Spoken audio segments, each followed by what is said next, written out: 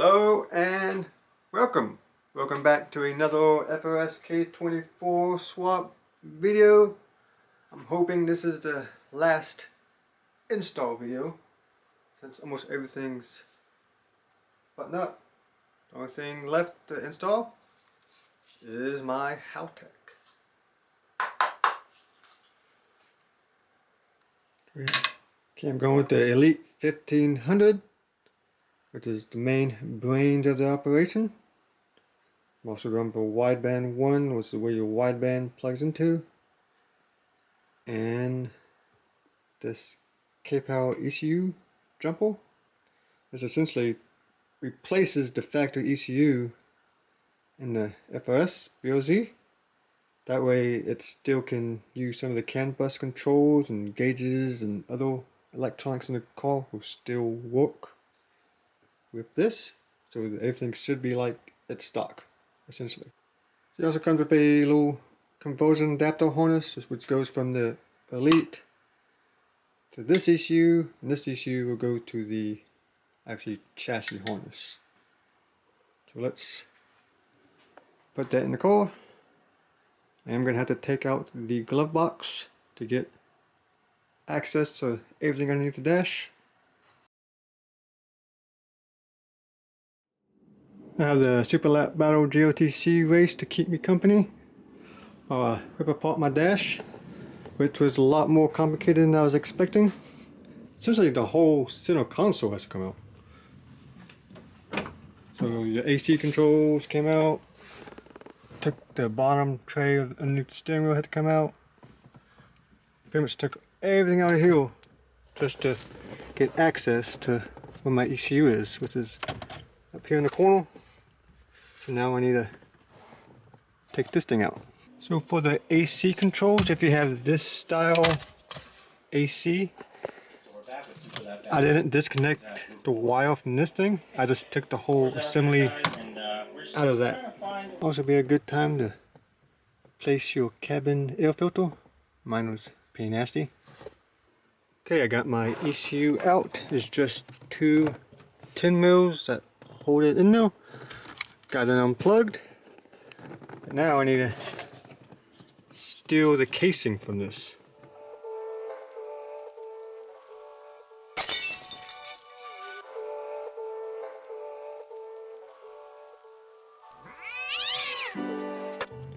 Okay, after you get the old chipset out of your ECU box, we need to put the new one in there.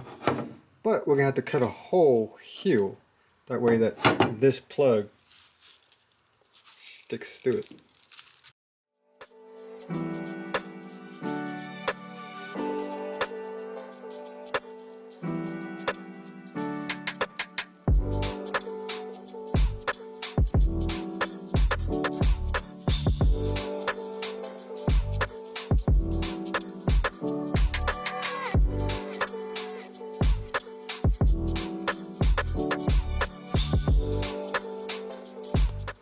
Okay, I got my little chip to fit in my case. Took a lot of precise grinding to finally get it to go in. So having these little bits come in handy. And now we can put it back in. This goes in the exact same way it came out. But before you bolt it up, go ahead and plug in your Haltech adapter harness. Then bolt it in. Okay, I got the ECU back in. I got it plugged back in. If you've done it right, everything should fit like stock.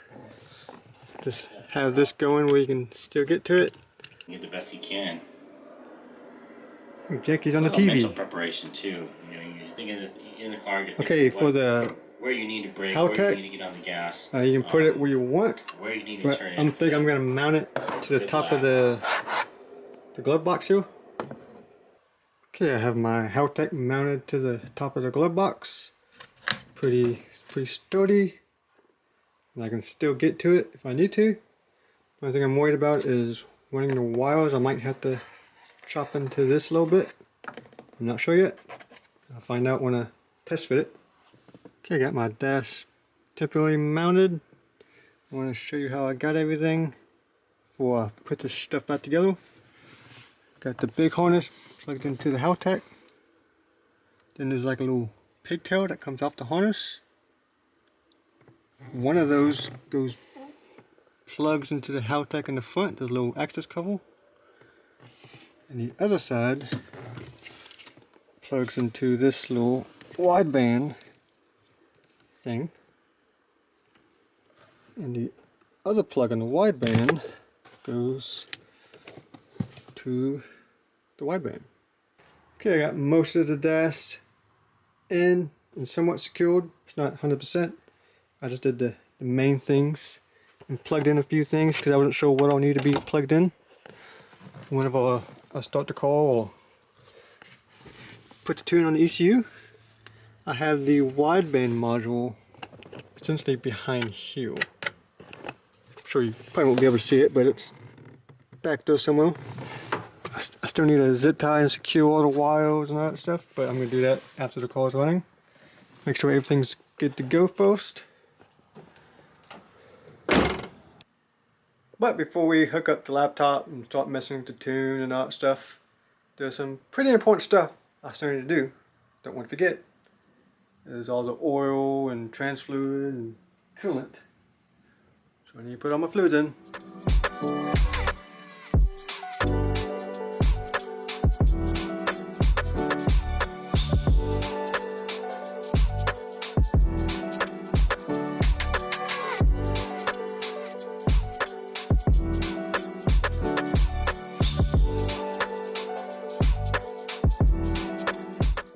Pretty much as soon as I finished adding all my fluids, Amazon came and brought me a present. This is my Mishimoto 2.5 to 3 inch adapter. Hopefully this temporarily fixes my issue. Let's put it on. Hey, thanks for installing that coupling for me. You did a good job. Now we're ready to mess with my Haltech stuff again. First I need to download the actual software onto my laptop, which should be on this little thumb drive, so I'll do that.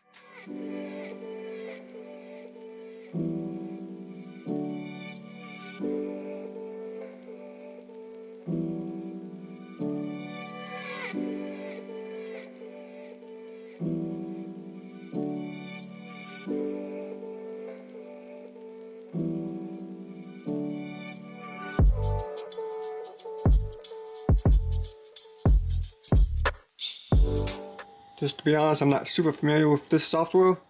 I'm just trying to learn as I go. But I got everything on my software and firmware updated on the app, and also on the ECU itself is all good to go. I downloaded the tune that I need for the car. Now I need to calibrate the drive-by-wire. So just type in drive-by-wire in the search and calibration and calibrate. Okay, now I need to press the pedal and calibrate, which means I need to bring this into the car with me. Okay, I got the drive-by-wire set up and working, got the map on the ECU. I think I did all that right. Hope so. Cross fingers. Now we get to the fun part. Now we need to actually start the car. But first we need to prime the fuel system. So we're going to disconnect the injectors and turn it over and try to start it for a few seconds. Pretty much priming the system, also checking for any fuel leaks. So let's do that. See what she does.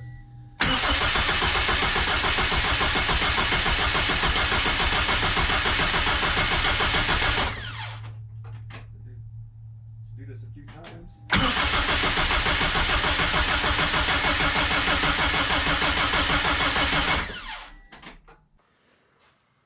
Okay, I don't see anything leaking.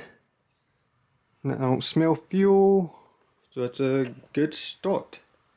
Now we can hook the injectors back up and try it for real. Okay, I have my injectors plugged back in. I've double checked all my fluids are good. Got oil, got trans fluid, got coolant. And this is what we've all been waiting for. You know, it's also the exciting part, it's also the scary part. Because hopefully nothing breaks or nothing starts gushing oil all.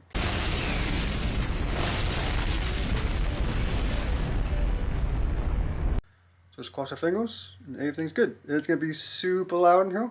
Since I have the door closed, I will open it. So let's give it a start.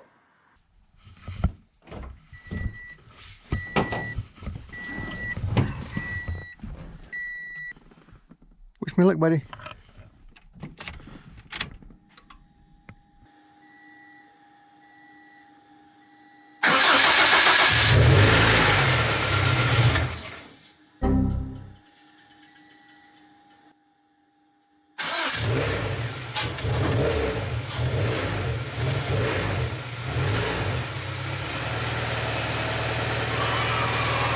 It's alive! Woo! Yay!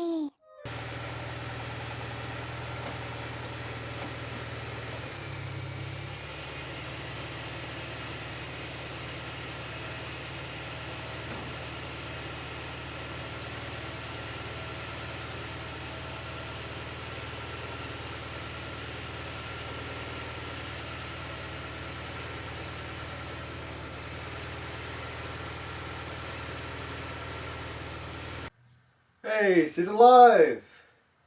She started, no issues, no problem at all. It started the first time, ran for like, 2 seconds, died. This engine hasn't been started in who knows how long. So, second time, started up pretty strong and stayed alive.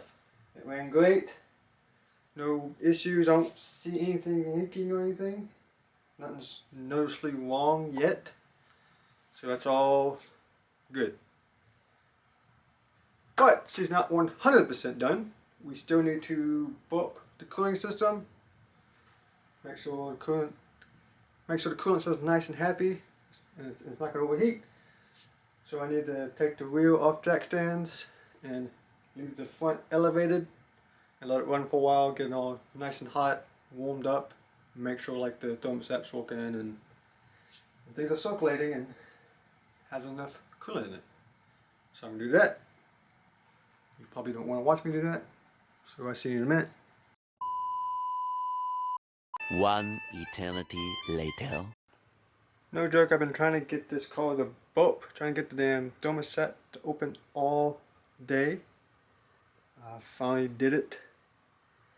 I've been bleeding and bleeding, putting coolant or water, I've been putting water in it. No matter what it did, this bottom hose was ice cold. I finally got it to get hot. So what I'm doing is I jacked up the passenger side pretty high. Just this corner, that pretty high. I use an extension on my final heel. That way this is the highest point.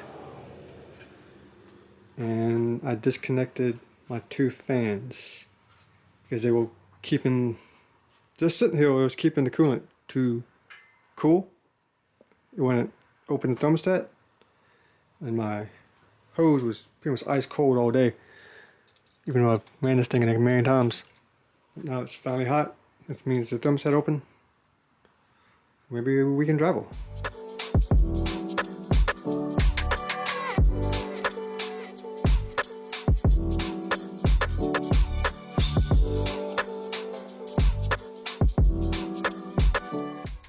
Hey, she's driving under her own power.